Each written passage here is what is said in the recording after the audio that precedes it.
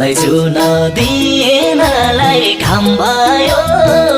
मलाई तिमी सम्झिने काम भयो आफूसँग आफै हारे मैले घामलाई सोधिन कि जुनलाई सोधिन अब कसलाई सोधौं उनको बारेमा दिनलाई घाम भयो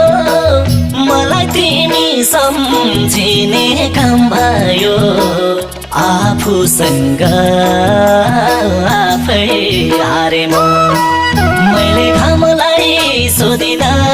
कि जुनलाई सोधिन अब कसलाई सोधौं